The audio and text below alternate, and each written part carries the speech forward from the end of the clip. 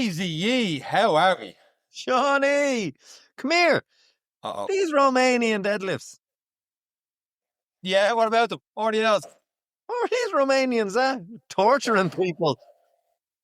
My Eric, we've God. run a fitness podcast in the last 6 years. Is this the first time you've heard about an RDL? What's going on? Working on the hamstrings, I see, to fix your knees. I just forgot about them. It gives you this recommendation of, I am doing single leg stuff for the knees as part of it. It's still not fully there. There's still something, and you're like, ooh, but it's better. Okay, well, last week in the intro, we were told do nothing. So now you're told do some strength stuff. So we're seeing a bit of progress here. Yeah. The single leg stuff is working. I've been tipping away on that and working on it. Actually, do you know what's a really difficult one? But my progression has been really, really quick. There's like this half ball. Do you know the gym balls? Yes. It's like a half ball with a plastic Bosu base, ball. but basically stand on it. Yeah. Bosu ball. Wow. That balance ball. Like the first time I got on it, I was like, oh my God. But now I'm up to a minute, single leg. And I can move my leg around while I'm balanced. Now, sometimes it goes horrifically wrong, but I have to say the progression level from week 1 to now has been quite good. So yeah, it's been fun, but I can't walk because of Romanian deadlifts. And it recommends use a bit of weight and whatever else. And what else? Bulgarian split squat, the two of them. Yeah. Mother of God. And it's like, grab, 10 kilos both arms. I can't even. I can't. Body weight alone is torture. But it's probably highlighting I've let that side go. On the single leg stuff, I have been squatting and I've been doing other stuff. But when you go to single leg strength and conditioning stuff, it's a different animal. It really is. And yeah, but that's exactly what you need for your knee stability and stuff like that you're not getting like that. The double leg's great, it's strong and all the rest, but running is single leg bounding. So that's where that kind of stuff comes in. Yeah. And plyometrics. And when you say that, when you say that's what they say in terms of 10 kilo each hand, where are you going with this? Where you dare I ask? Well, on most where are you getting your program from? On most plans, and even when you're dealing with physios and stuff, they're like, yeah, just add in a bit. They just look at me and go, sure, you're big and strong. And I'm like, the option is there. It's always optional, it's like when you bicep curl 15 kilos. So you're like, having 10 kilos each side, you've big, strong legs. I know I can leg press nearly 300 kilos. So I'm like, 10 kilos? Yeah, that'll be good. Yeah, no. Different ballpark. I think there were 4 kilos, and that was just for balance, so you actually had something to work with, but even still it was torture. But yeah, it's something that I want to work on anyway. Progress is slow, but it is good, so hopefully this will be a stronger week now. Training, I thought I'd be back to do a good few runs, as we mentioned last week, 5Ks, and it's just not there. But it's getting there. It is getting there. Felt better this week. The leg press machine's the most misleading machine in the world. I see people coming into the gym like, I got leg press 300 or 400, maybe put 100, 200 on the barbell squat. It's the same thing. I'm like, no, pal, it's not even close to the same thing. It's a complete different universe. But you've got 6 weeks now to try it, Ty? Am I right in saying that? 5? Oh, wow, okay. 5 weeks. Yeah, pressure so you're is only on. getting back into running, strength training and all the rest. You got 5 weeks. Have you done a bit of swimming, cycling, that kind of thing? You missed out my Sunday run this morning. You're out last night and stuff like that. So I'm calling you on the podcast. No, fairness, you did text me and go 16K, and I just went, no, it's even if I was going, I'd say I'd only have 5, 6, 7K in me. So, but yes, okay. Are you going running next Sunday? I am going next Sunday. I've got the last 2 Sundays now with my back. My first 2 3K, I can't get a 6:30. I just can't get a 6:30 pace. And then by kilometer 2 or 3, it loosens up. And then whoever I'm running with, they start going at 6. I'm like, I got to hang on here. And then I go settling in them grand. It's not a fitness issue. It's just a bit of a stiffness issue. Even now, I've got the standing desk going. I came back, got a shower, have the Ultra Pure Epsom salts gel. I know they sponsor us, but it's true. I have that all over me right now. And the weather's looking good. I feel like an old man. I might even cut my grass later. I'm feeling very productive this morning now, getting that run done early. 7:30 wasn't too early to get a run. I say that and I struggled to get up this morning, but I was up Look, and we got it done. there's one thing about it. Like I was up early, but too late for that. But when the weather, as we record, when you walk outside to your car and the sun's already shining, and there's something different about that. Like even driving back across here to the house, it was people out cycling out early, and you want to get out. Like there is that feeling of, oh yeah, I'd like to get out there now. That's what I think a lot of people have been missing, because even over the last few weeks, it's been so windy. It's looked like summer, but it hasn't been. It's been cold. It's been windy. It's been blustery. It's been showery. So look, it'll always be the case. It's Ireland. It is what it is. But there's just something nice about it. It feels like everyone was breathing a sigh of relief this morning and wanting to get out and about. You can see even Donaghadee Forest is near us here. Like they were nearly queuing to get in this morning, as in every second car was turning into the forest. I was like, yeah, it's a nice day. We met a lot of runners this morning going through Clane. It's brilliant. It just makes it. We've had a shitty few months. I know my own training hasn't been great, but just everyone I talk about running in general, it's just so hard to get into routine of stuff, because I know it's excuses. It is excuses, but just rain and just wind and just miserable. And even last Sunday, we got out early enough, 7:30, 9 o'clock. It's like, oh, it might be a good day. And then, having a coffee, and just thankfully we were covered over, because, 9:10, the hail started coming down. Like, oh, it's another shitty day. And even this week, oh man, I got lazy on Thursday and Friday. I was like, I'll go for a run in a few minutes. Went to go for a run. The rain comes out. I was like, yeah, I know people are listening. Oh, Sean, get over yourself. A bit of rain. I'm like, boy, I'll hop on a bike instead. But doing a little bit to get by. Yeah, it's enough, but it's a lot of people. I see a lot of people doing some great running still out there. I know people listening to us are probably like, "What is this podcast?" Great people. I know Westport Marathon was on. There was 10Ks, halves. A lot of people I know were out training for that one, and I've seen a lot of people taking part in that. And I believe a fantastic event. It's probably one as well. Like I think it is at a nice time of the year. That gives people that opportunity to not train over Christmas element. But a lot of people getting their May marathons in. I think Limerick is coming up soon. If I'll have Belfast Marathon's coming up the same day as Dublin Half Marathon. On that, actually, since you are a Dublin man, a Dub, sometimes you call yourself, depends who you're talking to. Don't ask me if I'm doing this again. No, I'm not asking about that. I'm asking you because you're not only a Dub, you're also a medal man, and I've gotten very conflicting views on this. Medal. What do you think about the Luke Kelly medal? I think it's good. Yeah. Why do people not like it? Oh, some people absolutely hate it. Some people think it's horrible medal.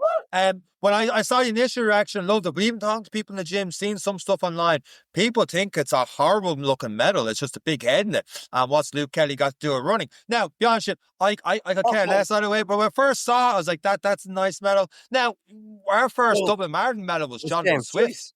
Jonathan Swift, 2017. So 250 years ago. I was looking. When you have your wall of metal, right? Yeah. Like to have that head popping out is actually like a nice little novelty. But I do get what people are saying, but I like the novelty of it. I like it's almost a collector's item. You know what I mean? It's near to someone like and it's near the finish line as well, where the head is, isn't it? Isn't that near the finish line is? I think so. I don't know. Or was near enough near Sheriff Street though? Am I wrong on that? I don't know. I don't know. I haven't done it. I know they even moved Molly Malone. I don't even know where they've put her. I thought it was the back of the convention centre. I could be totally wrong on that, by the way. I thought the head was there. I do think like it's a novelty, like it's a bit something like, when it's dangling in there amongst all the other circles with names and numbers on it, and you just see Luke Kelly's head, you'd be like, oh yeah, the Dublin hat. I remember that one. I always think there's like, it's the way you frame it. Like at least it's not wooden. You know what I mean? That's the start, and it's a part. Like it's a novelty. Like I like the novelty element of it, but it's I can see why people are probably like, oh, that's not great, but how many landmarks can you make a medal out of in Dublin? This is true. You know what I mean? To that point, I remember thinking the last few medals were good, but I can't remember what last year's Dublin City Half was, and we both did it. No, but you remember. But I remember it was Luke Kelly. 2017. I thought that was Jonathan Swift. I said Jonathan Swift. You told me no.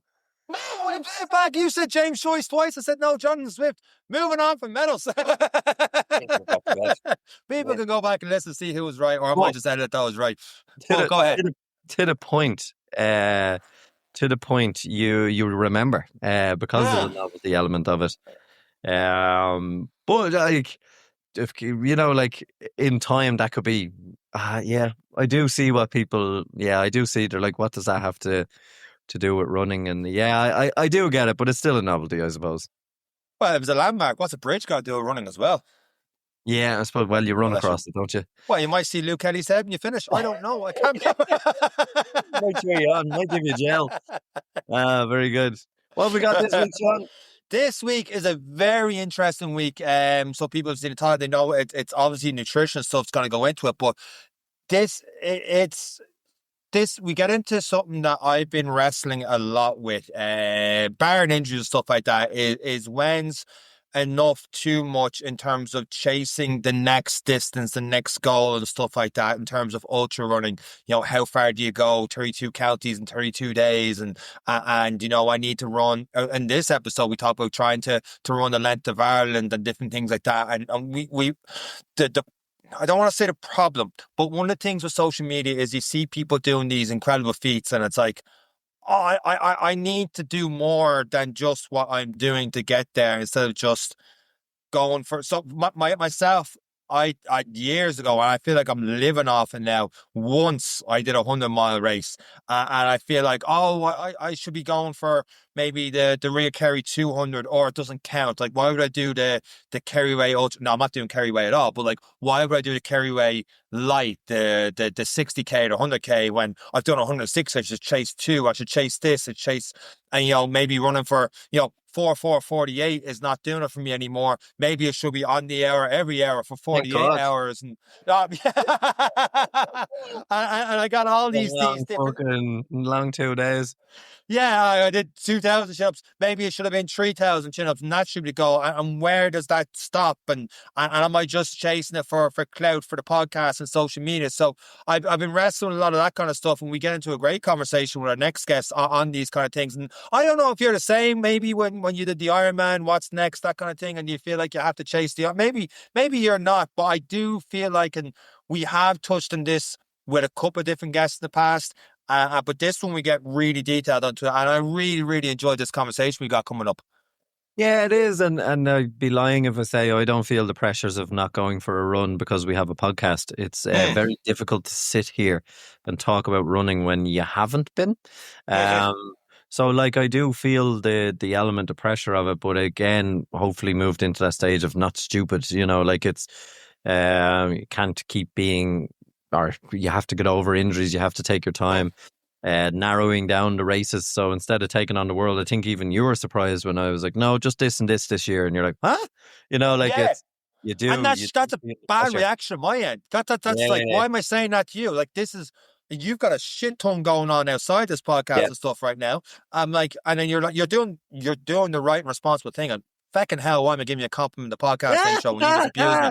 But you're like, you know what, I'm going to do this, and that's it. And that's why I feel like now I'm going, like, even yesterday, I'm like, the new 5K is coming up next in 3 weeks' time. I'm going to sign up for that. And I was like, no, you idiot. You just did a 1 minute on, 1 minute off interval session for 10 and you got injured. So if you do a 5K in 3 weeks' time, you're going to try and chase a sub 20. You're nowhere near a sub 20. You're going to get injured. You're going to put yourself in the back burner. I'm like, right, I'm going to do 2 months of absolutely like just my training, slowly build, use the bike more and get into the Spartan race and then see where I am afterwards. Maybe do something in July and do that slow build then towards Dublin. Whereas like every time I see a race, I'm like, I might do that race. Or the Strafford runs near me. I might do that. And I'm like, my body's not there. I feel like when I see something online, I'm like, I should be doing more races, things like that. Whereas that's what's got me where I am. Well, a lot of other things got me where I am right now. But it's hard not to go jumping into this, and this. And there are some people that are doing it. That's great, by the way. I'm not knocking people doing it. Touches on that, I think. And I think that we got to see the other side. We got to dive into that, and that's the bit I liked about it. It was the honest talk about what we're perceived to do. Yeah, it's a great one. Yeah, and absolutely. I think we've done enough talking on that. We want to hear from our guest itself, and this is a good one. So with that said, we're going to go straight to this week's episode of the Any Given Run Day podcast. Let's go.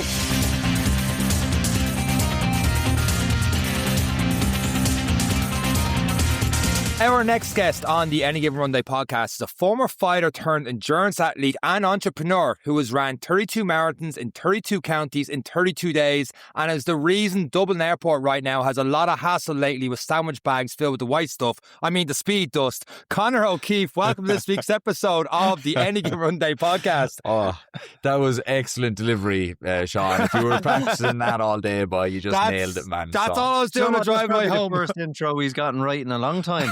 Yeah, it's like American TV. They're only funny when it's scripted. Come here, Conor.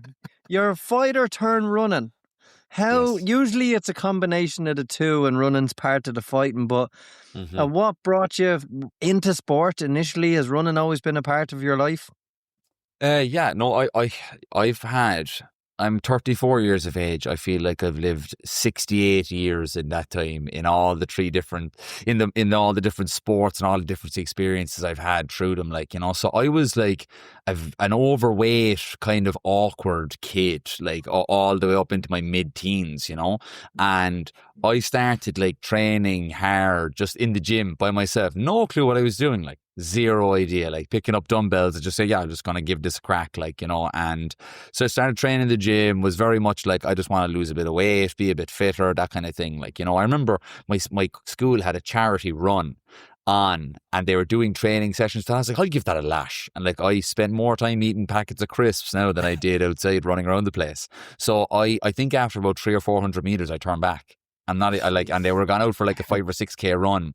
And I still remember like feeling so disheartened by it. Like I was just so naive that I thought, I'll be able to go and do this, like, you know. But that was kind of one of those times you look back on and you go, yeah, do you know what? I actually want to do a bit of training and get into fitness. And I just went, I don't do any toe dipping in life. It's just hell for leather, dive straight into it. And I just started training then like 5 or 6 days a week. I remember getting the number 8 bus from outside of school. I went to school in the middle of Cork City and I get the number 8 bus out to the gym. And then I go to the gym in Mayfield and I'd walk home. It'd take me about an hour and a bit to walk home. And I used to do that basically every day. And I started doing Taekwondo as a child, you know, and I had a bit of an affinity for fighting, really, you know, and I missed that. So I started normal boxing in a gym in the north side of Cork. It was called Sunnyside Boxing Club, and it very inappropriately named, to be honest. It was this dingy little box on the north side of Cork City, and it was a brilliant place to learn how to fight and to learn how to get back up off the floor as well. And I missed kind of being able to kick people, because obviously when boxing you can't kick anybody.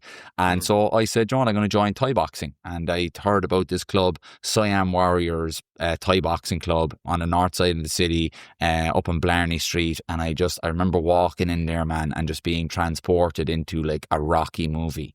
It was just lads like slashing bags and like lads holding pads for each other. And like there's kind of this thing, like if you ever hear or see of like Thai boxers or boxers, when they hit the pads, they make these noises and it's like a ish, ish, ish kind of a sound that the lads make when they're hitting the pads. And I just fell in love with it immediately. I was like, at the time I was in a rugby playing secondary school, and I was playing rugby like for the, like kind of trying to get into the first team. Dropped it overnight, immediately, just like, this is it. This is everything that I wanted to do. I think I was just turning 17. And from then until my mid-20s, it was my entire life. And I fought all the way up through the ranks in Thai boxing. All I wanted to do was fight for titles. I ended up having a chance to fight for 2 titles, the Irish light middleweight title and the Irish middleweight title, and lost them both. Was knocked unconscious in both, actually. In the last round of the last minute of the last round, I was knocked out in a very tough, very, very even fight for the Irish title. And I was very similar. Then 2 years later, I fought for another title and lost it as well. And I actually, at the end of it, I was... after I got a concussion from the second time that I was knocked unconscious, I was like, still dealing with dizziness and headaches like 2 months later. And I was like, right, this isn't kind of normal, I don't think. And I decided to go for a CT scan, and they let me know that I had a brain cyst, that something had happened. They couldn't tell me whether it was the trauma that I had experienced from fighting and sparring and I've been fighting for years, and they couldn't tell me for sure, but they basically said, as doctors, our advice would be not get punched in the head anymore if you can, which is pretty good advice for anyone, really. Sounds pretty general advice, Conor. It is. It's pretty general. I was talking to the lads down in the pub. They actually told me the same thing. Would you believe? But so I actually continued fighting because I'm a man and I think I know everything, and I didn't want to let go of what was my whole identity. I even moved to Thailand to train and fight over there. And it wasn't until like a couple of fights later where I'll actually piss myself. I was so scared that I was still in this with this potential ticking time bomb in my brain. And I know for certainty that I needed to leave Thai boxing because I had a fight over in Thailand, and I was told in the last minute that my fighter didn't show up, and I was relieved. Then I knew exactly I need to get the flip out of here, and I don't need to be doing this anymore. So as every good ex-athlete does, hit the drink hard as I could, and spent the next couple of years just being a socialite slug, and going around and drinking, smoking, doing everything I could basically that had nothing to do with sport or fitness, and did that for a couple of years. Dealt with some tough times mentally. I don't know if you do a trigger warning on these discussions or whatever, but dealt with suicide ideation for a long time, and so that'll just bring the mood down a couple of notches there. But yes, dealt with suicidal thoughts for a long time. Realised on the kind of. Can I just ask on that, Conor? Was that related to probably a loss of identity, or what did you feel at the time when you were going through that period of your life? Because obviously athlete, and as you described, probably an addictive nature to the sport, getting in, fighting, a fear of and a loss of what was your identity, your 6 days a week, traveling to Thailand, national title fights, and now nothing. Was that part of it? Was that an element of it? Was it an outlet, or can you bring us through a little? You don't have to, of course. Yeah, no, absolutely. Yeah.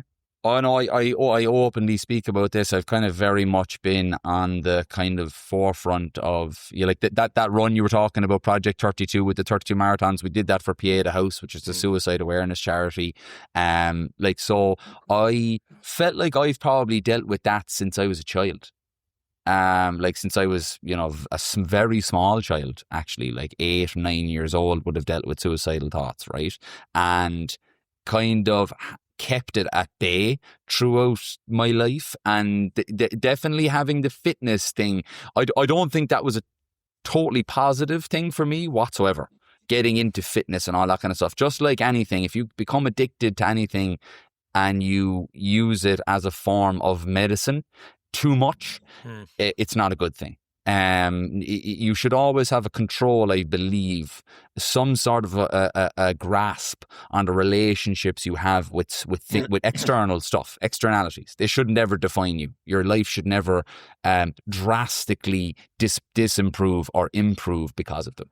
I believe, right? So I feel like Thai boxing gave me a focal point. It gave me the first thing in my life that I felt like I was good at. It was the first time in my life that I got any type of adulation from anybody. And so that was addictive. And I feel like even though I struggled with mood swings and struggled with my emotional state during those times, it just gave me something to focus on. It just gave me something that kind of maybe just distracted me to the nth degree, and just kept me focused on, I need to kind of keep going because I have this fight coming up. And if I have this fight coming up, I get all these praise and I get all this attaboys and slaps on the back. which I was kind of like addicted to, really, like, you know, was how this presented me to the world, you know. So when that was pulled from underneath my feet, yes, it made me spiral even more. And any type of outward feedback that would give me this kind of momentary reprieve from what I was dealing with internally was gone. So then alcohol took its place. So I was never, I don't think, physically addicted to alcohol like an alcoholic would be, but I was definitely addicted to the way it numbed me from thinking about things, and it loosened me up. I am a very extroverted person, but also I don't know what they call them when people are both extroverts and introverts, but I'm extroverted introvert. Yeah, I'm extroverted introvert. But like for a lot of the time, I love my own company. I like, you know, me, my wife, my son. I spend my kind of world in that little nook, you know.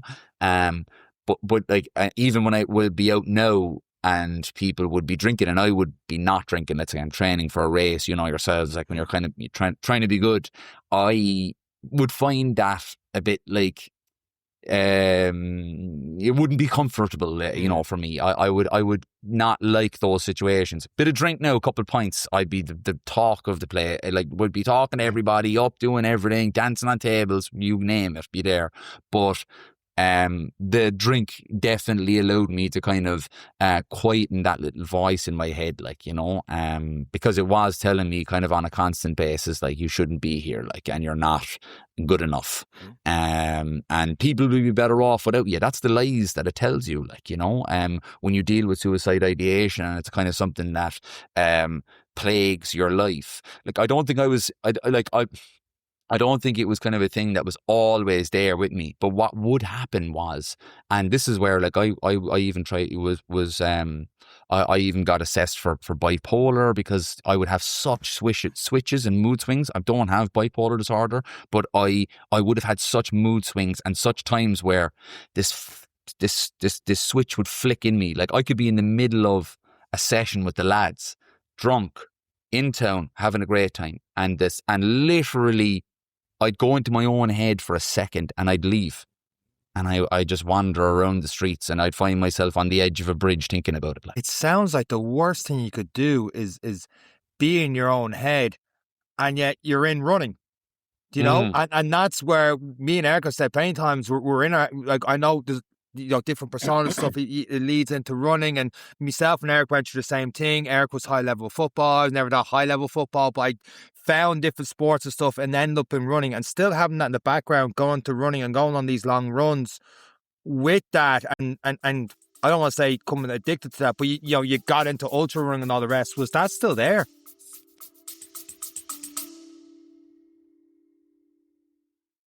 Right, Eric, let me ask you this one thing. What is your number one recovery tip before a long run? Besides not stretching, I always cheat and reach for Ultra Pure Wintergreen Heat Rub Cream. Oh yeah, that's actually really good. You know, it's perfect for tight muscles before you hit the road.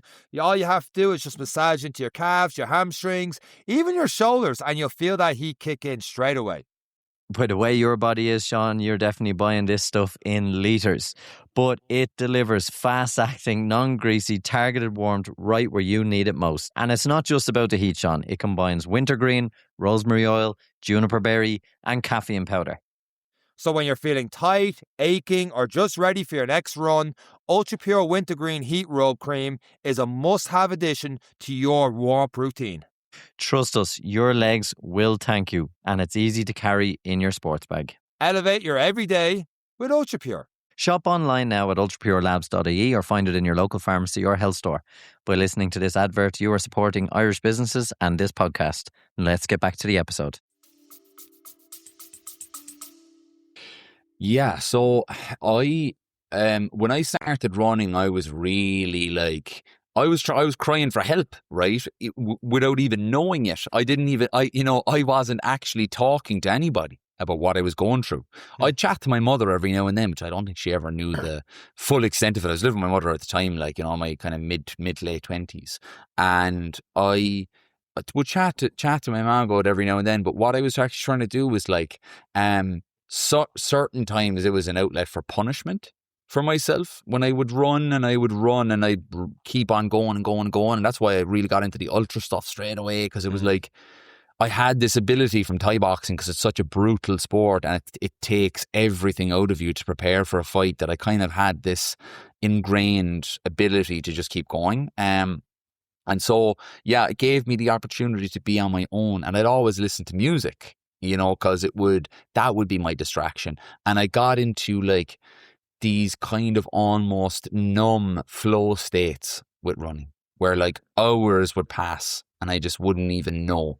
I would just be running and listen to music, and I wouldn't have any cognizance of what was going on around me. I'd be in my own kind of a world, this kind of hypnotic almost. And I used that to good effect in races, doing the 32 marathons. I'd often find those kind of flows where like you'd start the running and the next thing you're 36 kilometers in and you're nearly done, and so it helped in that way. But I always talk about this one morning that like really opened me up to healing, and where I am today, where I haven't thought about, suicide in 6 or 7 years, because of the ability that I had to open a door to allow healing to happen. And so I was training I started off in 2018. I was like, I'm going to run a marathon. I was like, I was very naive again, because I was semi-professional, Thai boxer, like Thai boxing. You don't have to be fitter than you need to be fitter than everybody else to be a fighter, like, because you're literally like, you're fighting another man, like, you know what I mean, for 15 minutes. And it's really, really tough, like, to get yourself ready for that. And I was like, I'm going to be able to do this, not a bother. I remember the first time after like taking some time out and just spending my time drinking and smoking, I hopped on the treadmill. I was like, I'm just going to run 5K, because that's kind of a thing people do. And I ran 5K on the treadmill, and it actually nearly killed me. Like, my body was like, what have you been doing the last couple of years? Because you used to be able to eat this in your sleep, and now you're dead. And like, it took me about a week to like, for the stiffness to leave. That was how kind of out of shape I had let myself go. How did that feel, Conor? Because I sometimes struggle when we run a pace, and you're like, how did I do a marathon at this pace 3 years ago? And you have a busy couple of years, and like you said, you had a different couple of years with drinking and moving away from sport. Mentally, coming from those stages of real toughness now into this stage of look what you were, look what you are now. Like that element and the humbling element of the 5K, that transitional period, and everyone says enjoy the journey. What was that part like? Because that's a struggle. It was. I was disappointed. I was disappointed in myself, because I knew how much I had let myself go, from where I was, which was somebody who could train, 8 or 9 times a week.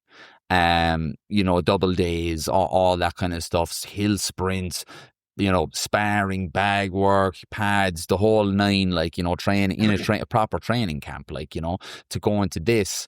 I was very disappointed, and it saddened me, actually. It was the only way to actually describe it. It saddened me.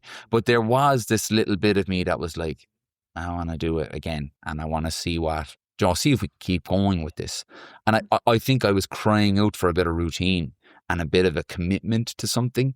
Because I felt like, Thai boxing had robbed me of everything, actually, to be honest. Like, it robbed me of who I was, like, who I, like, all the esteem that I may or may not have had, gone. Because, like, I had won sometime. I won 11 fights on the trot, but I only ever thought about the final fights, like the title fights, like, where I didn't get the leather strap. And that haunted me, and it plagued me. So I wanted something to distract me from that, So that's where where I was like, right, I'm just going to keep going with this. I think very soon after that 5K, I signed up for the Cork City Marathon, and I was like, I'm just going to sign up for this, and I'm just going to run. And I had no idea what I was doing. So, like, to give you an idea, like, I ran from my house in Glanmire out into the city in the Mardyke, which is like about 14 and a half kilometers one direction. And I was like, this is like very soon after this terrible 5K. And I got there, and I was like, this is the way my mindset was. Like, I'm going to leave my phone at home now and everything. And I'm going to have to run. and run and run and run. And I left the house at like, this was about like 11:15 at night. I left. Oh, So this is like jeez. the wee hours of the morning. And I was like, right, okay, well, you've got yourself into this now, boys. There's only one way to get home. And I just ran home. It was a slow pace. I don't even think I had a watch at the time. The only reason how I knew that it was 14.5K was because about 3 months later, I bought a watch and did it. And I realized that it was 14.5K. And I remember like my thighs being chafed to death, and like just being so sore everywhere. Like my shoulders were sore from like keeping them kind of going for that long, and just waking up the next day. And I was like, I'm definitely doing this wrong. Like, you know, it's definitely not supposed to be this hard this early, you know, but I had no idea what I was doing. I was just searching for something. And after I did the marathon, then I finished the marathon. I actually managed to like, I was again, naive, trying to think, yeah, I'm going to be able to do the best of everything at all times. I was aiming to do a 3-hour 20 marathon as the first one with 6 months training or something Why like that. 320? I read this. You No did idea. 320. I was like, where did 320 come from? Like, me and Eric the first time, naive as well. We set a lower Yeah. bar of 4. We fucking failed it by an hour, but we set that lower bar. But Yeah. I saw 320. I'm like, why 320? Because I was still on this thing of I am you know, in the layers of what I've put on now. I am an athlete, like, you know, in my head. So I was like, I didn't want to give myself an easy go of it either, because I think I was so hard on myself, really hard on myself. And that's the mindset that I always say to people. When people think about these things, they just think, oh, this is great that this guy is doing these great things, like 100-mile runs or 200-mile runs or 32 weighted marathons. Think of it in the mindset of a guy who's terribly hard on himself. Conor, And you get the idea. Sorry, during that first marathon, you're hard on yourself, and you know, we've talked before. You know, certain marathons you go into a dark place. Did you go in a dark place during this marathon? And was there a point when you realized, okay, 320 is not happening? What was the thought process during that marathon?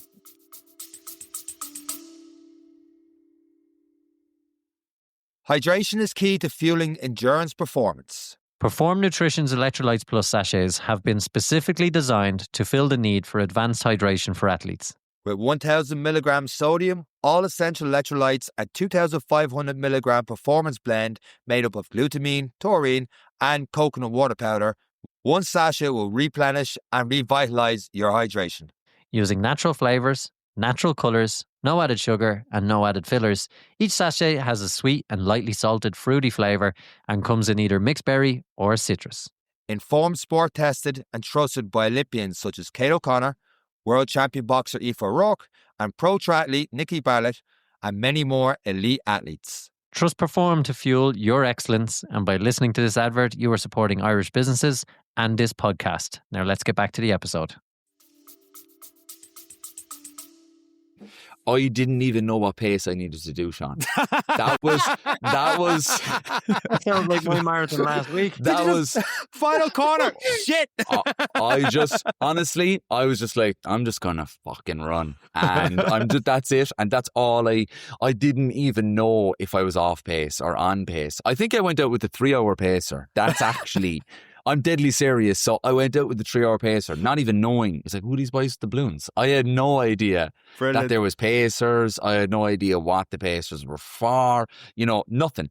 So like, I don't even think I knew. All I cared about, like, there was a point where I was just like, this is just survival now, and just get over the line, like, you know. So the last like 6-7K were death, like, you know, because I had pushed myself way too hard. Because I think I was with that balloon for like 15K or something. I was like, I was really giving it socks, like, you know. And I remember passing my dad, because my dad was out there. My dad's been a huge kind of fan of my sporting endeavours, and it's really, anytime I'd get into anything, he was always there, you know. And so he met me at like 12 kilometers in, and I was bounding along, like, you know, and I was like, this is grand. So I'm going to be able to do this so much faster than I thought, like, you know. an hour later, dead. Do you know? So that's the thing. I didn't have a clue what I was doing or why I was doing it as well. It was just a thing to do. And it wasn't even that big of a deal. Like, not as many people were running, marathons or running these events. So like it really was, there wasn't as much content you could consume on it. There wasn't as much, there wasn't as much out there on this. When I was posting about this stuff, like, people are, you want to run a marathon? Like that was you were giving you real kudos on this, like, you know what I mean? And and then I finished that marathon, and I think it was about 9 weeks later I ran my first 100-miler. And so I went straight from that into 100 miles. Again, keep in mind, this is not like, I don't think of that as a good thing anymore. I haven't for a long time either, because it was a guy who was punishing himself, and like, who was seeking pain and was seeking feedback from his body, because I couldn't deal with the mental load anymore. So the physical stuff was easier to understand. And so I just got in. So once I finished the marathon, it took me about 2 weeks to get myself right again, 3 weeks nearly to get myself right. I was sitting down with my buddy and I was like, we should run 100 miles. And I told him right there and then, I was like, Marky, will you check out there and see if they have a 100-mile race on in Ireland at all? Like, I didn't even know if they did. And he was like, there's one here in Connemara. I was like 6 weeks away. And I was like, yeah, go for it. Book us both in there. I'll give you a bit of money there when I get back to the car. And he booked it, and both of us ended up doing it. Like, that was still to this day tough. Well, that and Hell Week were the two toughest things I've ever done in my life. At what point did you said there, and jumping from the marathon to 100 miles, and I've done a lot of stupid things. I left a good bit of gap from my first marathon doing a 100-mile attempt. Now, in fairness, Sean, you've done a lot, but I think Conor has tipped you here. Oh, he absolutely has tipped me. He's absolutely. After 9 weeks. But you look at that now. You said you didn't say you're like, that was something that wasn't a good idea. What did you realize during the 100-mile was a good thing, or looking back on it from when did you start looking back, go, oh shit, that led to a bigger problem? Yeah, it's kind of been since that. I knew fairly soon afterwards, to be honest. But I got back into running after that, about 3 months after. So after I did that first 100-miler, that in itself is like, I have about 15 stories about that, of like how that even just how we got through it, like, because I was fully sure, and this is no word of a lie, like I thought that I had worn the cartilage away in my left ankle, and I was fully okay with it. Like, I was like, that's fine. It's okay. We get a surgery or something. It'll be fine. I didn't care about it enough. I didn't care about my bodily integrity. I didn't care about my life really, like, and I was like, I'm going to finish this race. So if this cartilage has to go, it has to go. And that's the way it was, because it felt like bones were rubbing together in my ankle. Like, it was excruciating pain. And I didn't also know that you could take paracetamol and you could take ibuprofen if you wanted to. Never took any. Because I just didn't know. I had no idea what I was doing. I think I was eating Mars bars like every half an hour or something. I had no idea what I was at. And yeah, I did look back at it even like fairly soon within a year after, and I was kind of thinking, this whole hero stuff, it actually is not a good thing at all. And I would always say to people, like, because people are running now, lots more people are running now. There's a lot of people who want to push the boat out, and they want to do their first marathons, and they want to, then they want to get their marathon to a certain time, and then maybe they want to run a 50k and 100k and all this. So it's like, make your way through it. There's no rush. The only person who's putting a rush on it is you. And make sure that you're doing these things for the right reasons. That you're not just doing this because you think you should do it. Like, how does all that fit into your life? Do you have a job? Do you have kids? Do you have all these things? How is that going to affect them? How is it affecting them going to affect you, and how you feel about yourself and your family and your this, that, and the other? All of those things are the questions I would probably ask myself today about those things. Back then I was like, just run until you die. Do you see a lot of now on Instagram, the warning signs of other people and I don't want to say influencers, but the everyday person? Because I was the everyday person that went, okay, like Eric went into Ironmans, I went into longer and I didn't get in there 100 mile either. But I remember after my first 100k, like I was in an awful way, so much so that I was like Eric Ateo was in Cork today before the marathon. I had to lie down. He was like stretching my hamstrings and stuff because I couldn't use it anymore. And that wasn't near what you did. But I fell into that trap going, shit, what's next? Trying to chase a next goal and a higher goal and a higher goal. Do you see a lot of people doing that still now and those kind of signs? 100%. And it's all fueled from the external. It's never something in them. And I would have said back then that it was, this is like my desire to see my potential and to push myself and all this kind of stuff. But if someone said to me, yeah, you can do it, but you can't post about it on Instagram, I probably wouldn't do it. I probably wouldn't have done it. And that's what people get into. And then with the kind of influencer side of Instagram side of things, so when you get people that are doing these big things and they have a following, mad pressure, financial pressure and external pressure to follow through. And everybody's seen that from loads of different people, and they've put themselves through the ringer and really hurt themselves. And I would say that's not a good thing. I would say human beings should be good to themselves. Train hard, run your races. I don't think... I took my inspiration from David Goggins. I don't think he's a happy, well-adjusted person. He has no relationship with his family. Zero. He has children, zero relationship with them. He doesn't have a partner that he has for long periods of time. Those are dysfunctional parts of life. He can function within this niche that he's created for himself because his world, he cannot operate outside of it. And that's what I would say as an overarching thing, take him out of it, is inflexibility is one of the things that I think is one of the flags, the red flags for people. If your whole day is destroyed because you can't get out for a run, you need to check that at the door. You need to check your relationship with running, because that is not a healthy way to live. And if you get injured and you're at the edge of your reason because of that, that's another red flag. That's another thing where we are entering into somewhere where this is giving you way too much and you're depending on it too much. Conor, can I ask, where on this journey did you realise that for yourself?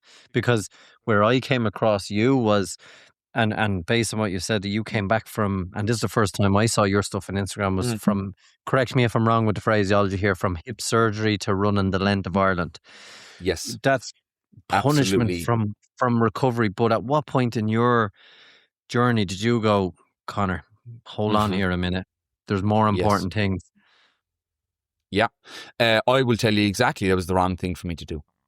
I was completely wrong, and it was the worst possible thing that I could have done at that point in time. For sure. I'll tell you that straight up. And I said that when I announced that I couldn't do it anymore. I'll go through everything from the start. So what happened was, I finished the Kerryway Ultra. I had DNF'd in 2021. So I went back to kind of, finish this thing out in 2023. And I ended up having a great race. And it was actually, and we'll get to this now when I get into the whole Ultra thing, it was down to my fueling.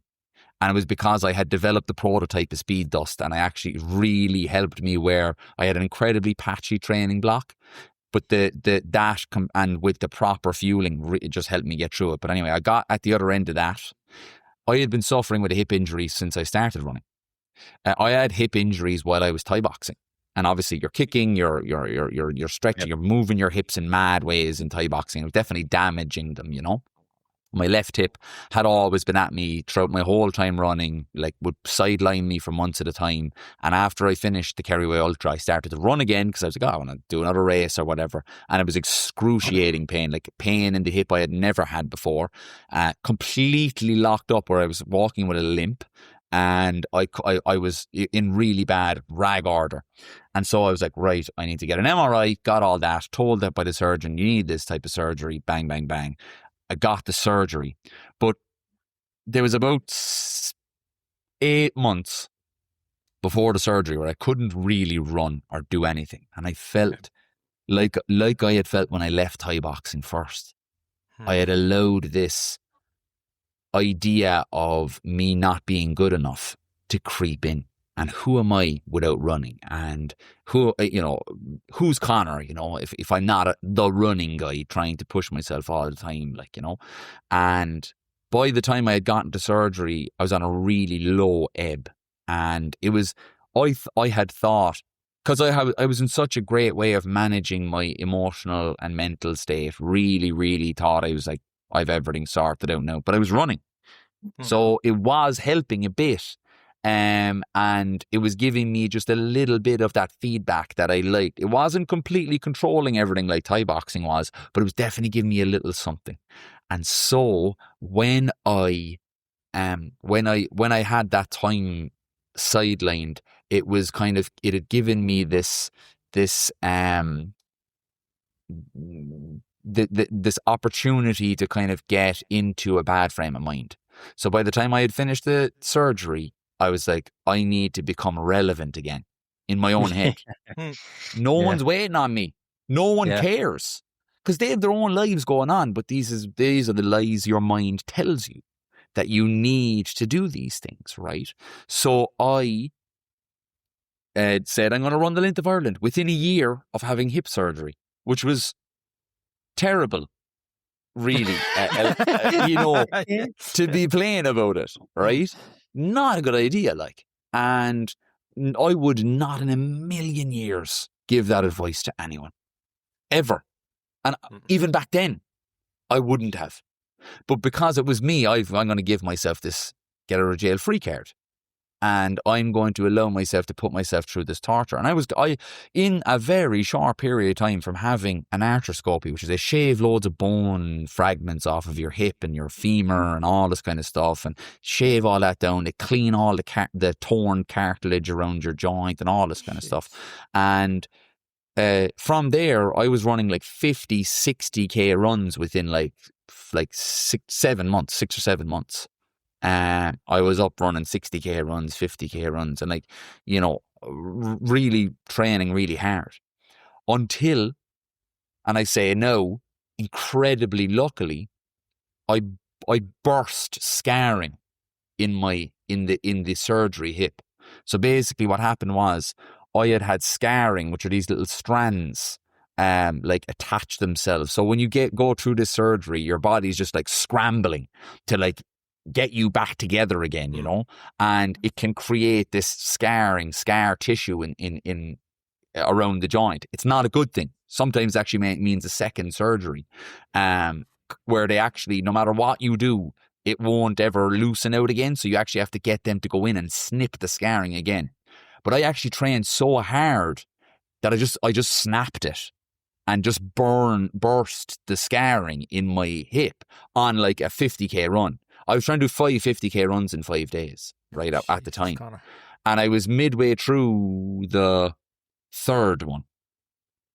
And I just felt this kind of in my hip. It was like a sudden burst. Do you ever get a bad pain that comes on that it's almost numbing your that area? It's that bad. And I was like, oh shit, I'm actually in real trouble here. And I actually thought that what I had actually done was worn through the cartilage finally, and it was bone on bone in my hip, and it was just crunching inside in there. And that was the kind of pain.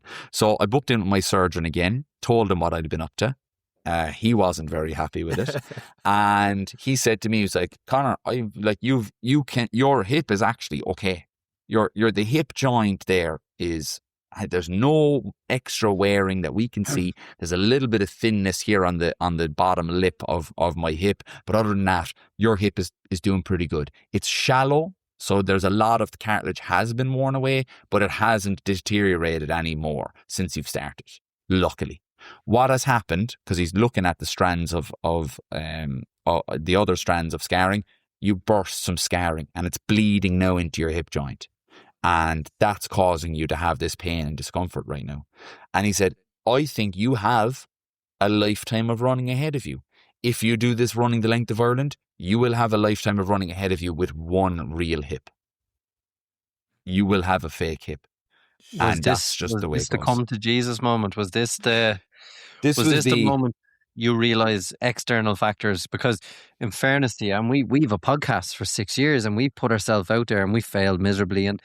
But even still, I gave up in my last marathon. But in the last K before I gave up, I thought, I'm gonna have to talk about this on Monday. Do you know, we're gonna have a couple of thousand listen to how I was the only one who didn't finish, and but that even affected me. And I'm the first one to go, listen, I want to train next week. But in fairness to you, your messaging was strong. You got across to a lot of people. You gathered a following.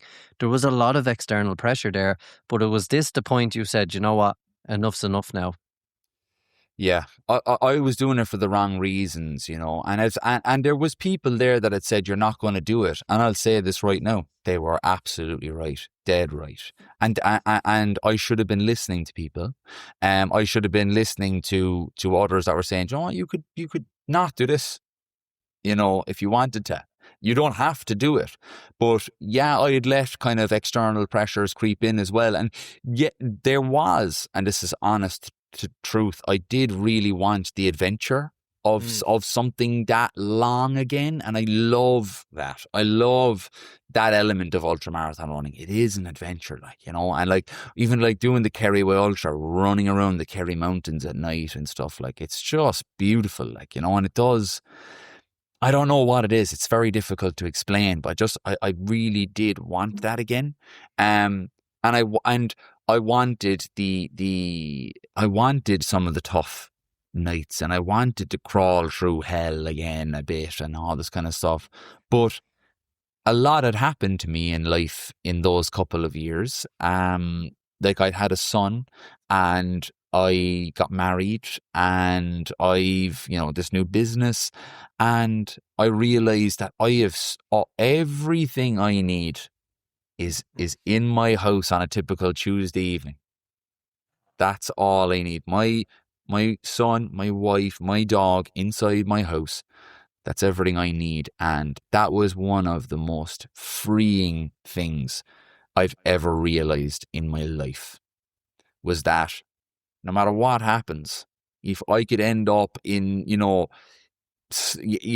destitute, but if I have them, I have everything I need. And that's something that I would say to everybody. The amount of people out there that would continue to search for something, and realizing it's actually been in front of you the whole time. It's a wonderfully freeing thing. And I'm delighted that I actually was strong enough to make the decision to pull out and not just do a Conor on it and just plow on and end up with a hip surgery and not being able to, run around and play with my son like I do every day, So that I made that decision for him. I made that decision for me, my wife, my whole family. That's why I made the call, because it was the right thing to do. And I've zero regrets about it. Because this is another thing that I'd say as well, is all of those people on Instagram that are doing all of these things, right? And maybe they're putting themselves in situations where they're hurting their bodies or they're doing all that. They have the best intention in mind. Nobody ever wakes up and says, I'm going to have a bad day today. They want to have a good day. They want to have a good life. And they're doing everything with the best of intentions. And so was I. And I would never point a finger or throw a stone at anybody that's doing anything like that, because they're just surviving. They're just trying to live life. You know what I mean? And this is the thing where I was doing all of these things in Thai boxing, starving myself. I'm 6'2.5", 6'3" on a good day. And I got down to, I used to fight at 69 kilos. I was like a scarecrow. So I would put myself through torture where I'd be hopping into boiling hot salt baths, in a sweatsuit, lying down, then wrapping myself in loads of towels and duvets in my room as I sweat for hours, to the point where I could barely walk down my stairs to get into the car to go to a weigh-in. I was torturing my body. But And my mother was crying. Like my mother would cry when she'd see me because it looked like I was gaunt, like I was really badly sick. And I was doing this and like expecting to hop in and fight the next day, fight a fully grown man the next day. And that was normal to me. At one time, I thought that was a good thing to do. That was my intention, was to do a good thing and to be a good person and to have good things happen in my life. But that's what I want to reiterate. Anybody that's doing these things, not because they're malicious, they want to ruin themselves or they want to do anything like that, or like, even people that like throw stones at me on social media and all that kind of stuff and who want to point stuff up with them, they have something going on for themselves, and they are only trying to operate within their world that makes them get through another day. And that's all of us. We're trying to do that. Our best intention is to get through a day as best we possibly can, and to do that and repeat that over and over, right? So that's what I would say to everybody. All these people, we're all just trying to survive this whole thing. Like, you know what I mean? None of us are getting out of this thing alive. Like, you know what I mean? So, do you know what I mean? So we have to make the best of it, like, Yeah. And one thing you mentioned there is the realization that everything you had was at home, and what most people realize, and in fairness to Sean and myself, we're very lucky, and yourself, as you mentioned, have people in our lives that support the craziness of our adventures. And to us, this podcast, our runs, our marathons, our road trips, it is probably the part of life that we hold on to, that sense of adventure. But you have transitioned that energy, you've transitioned the support you've had at home, and now you've gone down the altered nutrition route. Is this a happy culmination of, one, putting yourself out there on Instagram, making mistakes, transitioning that energy now that, look, we say as you're sitting up in Belfast now, you gave us the background to that. I was going to say being close to the family, but this is not my 4-poster bed in my house. But is this something that you're doing now for the family as opposed to for Conor, for likes, for kudos? Is this for some? Well, of course, it's something you believe in. It's a statement, but is this the transition now that is really following that realization, everything's at home, that it's for something else and not just for you? And of course, what is Alter? Yes. So, Alter is, we make high carbohydrate sports nutrition for athletes, for all athletes. But I suppose like runners have really been the ones that have championed us. So we make Speed Dust, a powdered carbohydrate product, and you mix it in water before and during your workouts, your exercise, your long runs, your long rides, your high rock sessions, all that kind of stuff. That's the 10-second elevator pitch of what it is. But the way I will start this is because we've like in a very short period of time we managed to get really deep into the wells of life, right? And one thing that I would always say to anybody about running, about being an entrepreneur, about starting your own business, about anything like that is decipher what success means to you, right? And that can sound like very fortune cookie type talk. But if you from Ultra Nutrition's fortune cookies are coming out next year, Sean. This. That's the inside scoop there. There is a 3:45 marathon on the cards for you today. Crack it open. I'm in. You will run today. So it does sound like this, 5-cent advice, right? But what I'm trying to say is, like, if you have a clear idea of what you want and what success looks like to you, then you will have less likely to be on a roller coaster of ups and downs, because you'll see it all as a part of a pathway of the success you have in your mind's eye. The success I have in my mind's eye is, does this look after my family? Does this look after those people that I said will be there on a Tuesday or Wednesday, Thursday, Friday, Saturday, Sunday afternoon with me every single day? Because that's what success looks like to me. And I had a great conversation with the CEO of the food facility that actually makes our product. We sat down, we had a chat.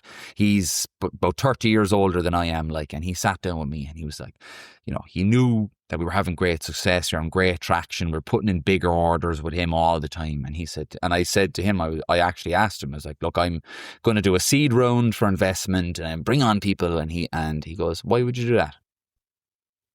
And I kind of was like, I don't know why. Because that's what everyone in business everyone will tells me do, to right? do. And Yeah. Exactly. And since then, man, I spend an awful lot of time in the van. Right now I'm in that period of time with the business where it's like a newborn baby and I spend 12, 14 hours a day on it, right?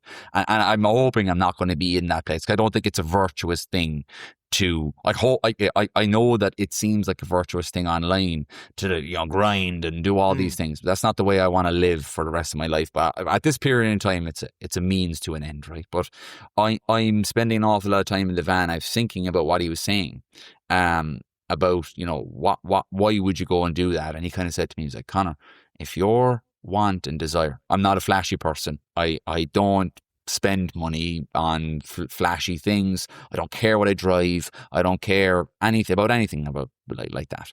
And he said to me, if you're going to do this, it's going to change the way your business operates, and really ask yourself what success means. And so right now, what success means is, can I look after my family and can I have a real impact on athletes' lives? And we've already shown that we've had serious impact on athletes' lives. I had a man, he was actually, and this is no word of a lie, I was at the Bohermeen half marathon. He came up and he was nearly teary-eyed. And he said to me, you actually saved running for me. Because he's never found the fuel that was working for him. He wasn't able to get through his blocks of training, and he started using speed dust about 6 or 7 months ago, and it's changed the way he's operated, changed the way he's fueled, and changed the way he's run. And that is the measurement of success for me, really, is like, can I make a living by doing something that's positive for runners and other athletes, cyclists, high rockers, you know, field sport athletes, court athletes? Can I make a difference? Because that's what it started doing for me when I started mixing it up in my kitchen in 2021. It started to help me do that, and then I was like, I just want to transfer this feeling into more athletes. So that's really where it's been successful for me. Conor, can I ask about using the product? We witnessed, and Sean mentioned it in the intro, a good few of our athletes coming to Barcelona with Ziplocs full of powder. Yes. Now, they told security it was speed dust, which raised more eyebrows than I think the scenario. And these bags of powder was like a baker's dozen coming through. But one of the questions I had, and again I ask from an area of a how-to and someone who's new to the concept of it.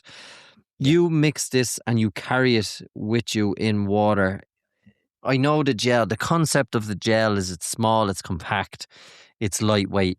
How do you manage a race with speed dust? And that's the one bit, because I've seen this bags of powder. It's like, are you bringing a rucksack? Are we going on a route march here? You know, like how do you recommend people balance this with the runs and how do you compete with gels? Because gels seem to have the market mopped up, and what is the difference? Yeah, I would say gels are a necessary evil, right?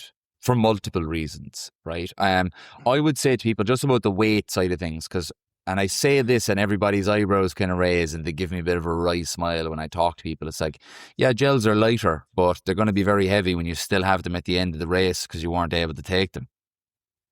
Yes, that's very true. All right, yeah. So they're going to be useless no matter how light they are if you can't take them on. And what we have seen, we've given out thousands of samples of our products. We've talked to thousands of runners. We've never had a conversation with someone where they said, "Oh, I love the gels. I think they're great. They're fantastic. Great experience. Love them. Love when they get all over my hands. It's the best."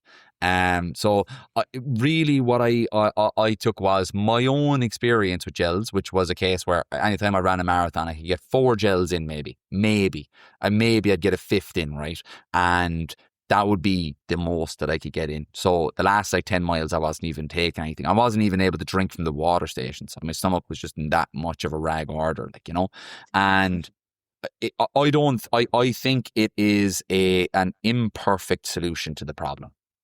I think it is a solution that everybody thinks that one solution is the best solution till a better solution comes along. Right now, we're in an era where gels are just the norm. They're just the norm. And I promise you, in the next couple of years, you will see an awful lot more people using small, soft flasks of whatever carbohydrate powder. It doesn't have to be speed dust, but they will, because I would say it's a more advantageous way. I'm not going to say better. It's a more advantageous way of getting it on, right? Because if you think about the use or the experience of a gel versus what we have, when you open a gel, for the amount of carbohydrates that's in a gel, you should take between 7 to 15 minutes. 7 the minimum. 7 minutes to 15 minutes to take on that gel, right? What do you do when you open up a gel? Down the hatch. Shoot it back. I'm the outlier. I sip on them. I have a picnic because for the very reason we discussed, I find it too hard to do what you've just described. Yes. I find it far too hard. The thing about it is when you do open them, and I know some of them have seals on them, but like they're about 115 grams in their own right. So that negates the weight argument, right? Because if you have those ones that are sealing, they're big, you know, so they weigh a lot. So when you open a gel, like depending on what kind of consistency it's in, it's kind of a case of, you know, it's either disturbing the way you're running because you have to keep it upright, or it's going to spill out, right? Or it's going to escape, or maybe sometimes some of the really thick gels that are really dense, they kind of will stay there, right? They will stay. But where our product maybe fills in a gap a bit better is people mix it up in a soft flask. So I use a 250 ml soft flask. So let's just go through a typical half marathon and marathon, right? So a very, very similar kind of side to it. Your use of speed dust will start the day before, your carb load. So you're all probably similar to me, 80 kilos, right, or whatever. I'm 80 kilos. I'll need to take on 800 grams of carbohydrates in my carb load the day before. Very difficult to do that with just solid foods. So I use speed dust, and I use 4 scoops. So that's 100 grams of speed dust, 95 grams of carbs. I'll use at least 3 of those. So that's over a third of my carb intake taken care of just sipping liquid throughout the day. And I'll stagger that between meals. So I'll have my carb heavy breakfast, I'll have a serving of speed dust, lunch, speed dust, and so on, right? And that helps me to bridge that gap, because a lot of people don't realize how much work in the fueling you can have already done at the start line. Before you ever get on the start line, you can have all this stuff taken care of. So if you carb up and carb up, using the liquid form is a great way to top up those numbers throughout the day. And then you take your carb heavy meals, your sugary cereals, your bagels and jam, your naan breads, your carb dense stuff, trying to get to that magic number, 10 grams per kilo of body weight. On the morning of, then you'll have another serving of speed dust after your kind of light sugary cereal, maybe you'll have, or a bagels and jam, something like that. And then you'll have your speed dust. You'll sip that over 45 to 60 minutes. And that's the same for when you're doing your midweek sessions, midweek speed sessions, all that kind of stuff. You can sip a serving between 45 to 60 minutes before, and you'll be able to be fully fueled for that session. Then you're all kind of set. Your glycogen levels are topped up. It's like you're getting in the car in Dublin, you're driving to Donegal. What do? You go into Circle K and you fill up the tank until it starts clicking, right? That's what you're doing. You're filling up the tank until it starts clicking. You're ready to go. Then you're almost less dependent on what you bring with you then, because studies show you should have 90 minutes of high intensity work in your body if you've done a good carb load. So without taking on any other gels, you'll have enough energy to get you through 90 minutes of like high heart rate stuff, right? But you start sipping your speed dust nearly straight away into the run.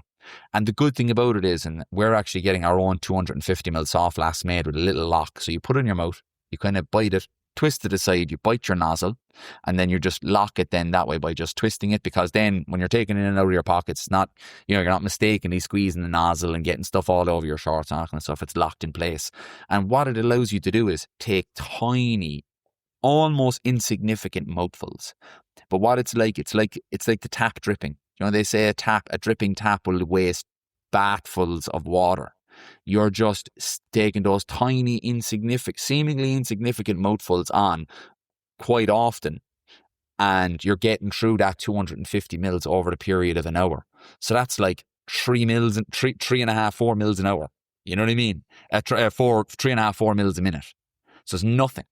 And you just keep sipping away there, taking on 10 mils at a time or whatever, and it's going to drip feed like an IV into your muscles. And that's what's going to keep you going. And so you'd have one serving, so 3 scoops or maybe 4 scoops. I use 4 scoops because I'm after training with it a lot, in 250 mils. Sip that away over the course of your race. And I would take one of those with me for half marathon, and I double that up then for marathon. I can see your cogs turning there, Sean. Sean has the abacus out. He was never good at maths. Yeah. Look at him there now. He has the abacus out. I had a completely different question there, but now you call me out in the abacus. So 250 mils a flask will get you how many carbs? So you can get 95 grams 95, in that. okay, 95. Yeah. So like if you're talking about a typical standard gel is about 23, 24 grams of carbs or whatever. It's 4 gels worth really, like, I want to just to get to the core of this. You've done a lot, Conor. I mean, I don't even know what it's like the feeling of getting knocked out with Thai boxing. Project 32, we haven't even touched on that. I know we're an hour into the podcast. We probably won't get a chance to, but 32 weighted pound vest, taking a pound off each day, stuff you did Pieta House, class. You put yourself obviously out there on Instagram. You've done the Kerryway Ultra, nearly 200 kilometers, and all that stuff is stuff. I've never gone more than 100 miles. That stuff scares me, but none of that scares me as much as turning to my wife and saying, can I use the money we've been saving for a mortgage on a sports nutrition company? Probably scares me the absolute most. And I know you worked a little bit with Evan Lynch, who was on the podcast a couple of years ago. Phenomenal guest we had leading the Dublin Marathon, and great nutrition advice. Working with him and then to be able to ask that question and you had great back from your wife, which is awesome. At what point did you know you were onto something with what you have here? Because my hands up, like I've talked to a lot of people through gym. We had the Barcelona. People rave about this stuff, and I actually haven't had anyone go, it's a bit out there. It's too much like that. I've heard nothing but compliments on it. At what point did you know you were onto something? It's a tough one, man. Like, I suppose, I thought for myself that I was onto something pretty good, and like Evan was a huge help in the beginning of this whole thing. Huge help. He's still a big supporter of us. Like he's working with Athletic Greens now as a director in their EU operations. I wish so much success to that man. He deserves it all. He's a really, really great guy.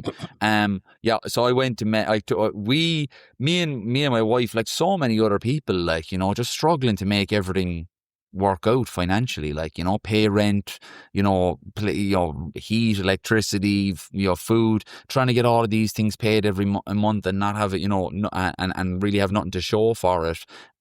We were kind of scrimping and saving all the time over years, like, and we hadn't even gotten near to what mortgage providers would need from us to buy a house. But what we had in there, I was like, I think it's worth a gamble, like, I think it's worth putting what we have into this thing. And I'll be perfectly honest. And I said this to Mel, I said, if this fails, like, I'll just go up. I was selling cars for my whole 20s, like, so I had been in sales for so long. I said, I'll just get a job at Audi up in Dublin there, and I'll just sell cars again. And, it would be me soul destroying for me, because I just did not want to go back working for someone again. And that's really what it was. So it was kind of like, I needed this to work out, and it just so happened that, and this is what I really, really love about our customers, is they shout and rave about us. They really do our job for us, really, and I had some people who just basically took my word for it that what we were doing was good, and they were our early adopters, and they took us on, and it was a slow burner. Like, there'd be days where we wouldn't get a single order, like, at the beginning, and like we weren't making enough for me to take any sort of wage out for a long time. And I actually had to come to my parents, and I was like, guys, I need a bit of a dig out here. Like, you know, I and this is like where, you know, I'm just not that person. I never liked to reach out for help. I don't see it as a sign of weakness anymore, but there was a time where I was like, oh no, you need to stand on your own 2 feet. Now that I'm a dad and I have a son, I always want him to feel like he could come to me at any time in his life, and I'd help him out, do you know? But there was those times, and I was like, right, I don't know if this is going to happen here. And then it was just like, all of a sudden, I didn't know where the orders were coming from, but they were coming. And it just started to tick up and tick up and tick up. And then I was like, right, maybe we have enough money to start, you know, spending a bit of money on ads. So we started spending and I say €3.50 now, €3.50, right? So €3.50 on ads a day. And we started doing that. And then we were like, oh, you know, we get one sale out of the ads, like, and stuff. And it was just, it very was this kind of thing where it was just like, we had this 2-month period where it was like, oh, it's starting to kind of go, and it was just so happened I was at All Together Now festival in the summer, and just at that festival I was like, right, I'm not looking at my phone, I'm not looking at my emails, I'm not looking at my Shopify, blah blah. I just put my phone away and I didn't even deal with it, and I came back on and I was like, okay boys, there's got to be a glitch or something in Shopify, because loads of orders had come in, because I think everyone had kind of started their block for Dublin. And all the people who had started with us were like, get on the speed dust stuff.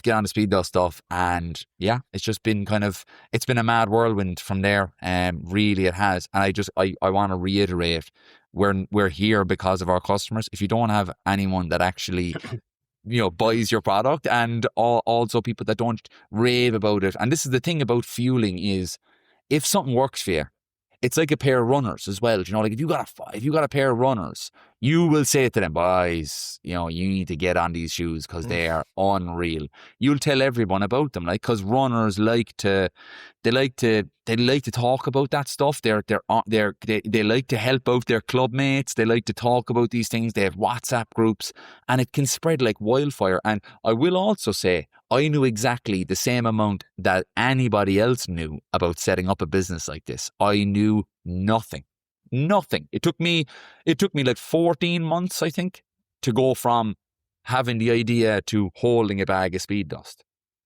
So it was a long time where I was like, I had locked in this money that I had spent, but then I was also trying to keep money in the account so that I could put the order in when the time came. And it was like dribbling out, and I was like, oh, I have to top it back up. And there's another thing, like anytime I've ever needed a bit of money or whatever, it just seems to like find me at the right time. And it was just there for us. So yeah, it's been a mad journey, and it's been incredible. I have a feeling it's only starting as well, you know. I see you're in sports deliveries and stuff like that now, and it just seems to be building and building. Yeah, like we went into Elvery's, and I was like, you know, I know from kind of like just my own kind of background, there's one thing getting on the shelves somewhere. That's the easiest part. Even though it took me about 8 months to actually get the deal over the line, that was the easy part. The hard part now is staying on the shelves and showing them that there's a customer base there for it and that people are doing it. And when I got on the shelves, they reordered in 2 weeks. Brilliant. So so this is the thing about these businesses. I'm probably talking maybe a bit too candidly here now, but like their trial order was one of our biggest retail orders we've ever had. Right, so that was the difference that they had. They had the ability to buy product. You know, that's just the way it was. And then they came back to me and they doubled it. You know, within 2 weeks, I saw on their ads like that speed dust was there, and it had an in demand tab that there was lots of, you know, product leaving. And I'm telling you, man, it was like all these moments are kind of pinch me moments, like, you know, they really are. But I and this is probably something that feeds into the male kind of mindset, is I do still find it actually quite difficult to lean into achievements or lean into things that happen because you're kind of almost thinking like, okay, that's grand now, but I have to do these 4 things, and I have to get back to this email, and I have to do this. You don't really get an opportunity to sit into it, and I'm very much like that, and it's actually something I'm trying to work on throughout this business, is like just taking stock of like where we started, where we just, you know, took all of our savings out to buy a couple of 100 kilos of this stuff, and then it kind of went from there, you know. I do agree, and I think we are quite hard on ourselves. But I think when you have a belief system in yourself, it's hard to have the pinch me moments, because you have that expectation of yourself, so you can't be proud of something you expected of yourself. And Yeah. I think that's something I struggle with. That, well, of course I've passed because I wanted it to pass and I needed it to pass, and now, you know, and but I think, as you've mentioned, and I've no doubt your family will take stock of these moments, and I've no doubt your dad, who followed your sporting achievements, is looking at this now and saying, you know, that's really impressive. And your mom, who was worried about you coming down in the sweat things, like, there's all these defining moments in your life. A life is full of moments, and I think now you're in a moment that you yourself can be proud of, because we notice it. We've an Any Given Run Day podcast, and people wore T-shirts and came with us to do a marathon, and me and Sean are scratching our head going, these idiots. You know what I mean? I didn't call them idiots, just to clarify. No, I didn't insult them. No. And we sit here with a microphone, and a couple of thousand people every week tune in, and they say hello to us, and it still doesn't make sense, but to sit here and talk to you and give, and to be honest, it's fantastic to bring us on the journey, and thanks so much for sharing and being so honest with the journey. We ourselves wish you the very best. We know from a case study of a marathon with 34 runners that came with us to Barcelona, and seeing it in Dublin Airport quite vividly, it is growing, and we do wish it all the best. And another Irish business, an Irish runner, just trying something new and believing in themselves. So best of luck with it, Conor, as it moves forward, and hopefully we'll see more of you and it in the future. Thank you so much, guys. I really appreciate it. You're great at what you do as well. So that's the reason why people are tuning in. You're great interviewers, and you have a great way of letting somebody say what they want to say and interject with some great questions. So, like I had my own podcast for a couple of years as well, and I think it's a great format, and I think, you know, that's why I'm always eager to get on and to have these kind of conversations. And I will say to anybody that's listening as well, you can actually do nearly anything you want to do, because, like, honestly, if I can do, you know, some of these things that we've discussed, and then, like, setting up this business on that kind of stuff, you can literally do whatever you put your mind to, and just give yourself that opportunity. But you must back yourself. You must be on your own team, because there's going to be so many things that are going to be thrown at you to knock you down and put you off course, and you're going to have to be able to be good at picking yourself up and dusting yourself off. So be on your own team, because there's enough badness in the world, there's enough things that you go through, than you being on your own case and not being good to yourself. So be good to yourself, show love to yourself, show love to the people that are important to you. And thank you so much, guys, for having me on. Conor, I really do hope we have a part 2 down the line on this one, and best of luck coming up with the 100k and the 50k down the country in Wicklow. And with that said, that's it for this week's episode of the Any Given Run Day podcast. Myself, Conor, and Eric. Take care.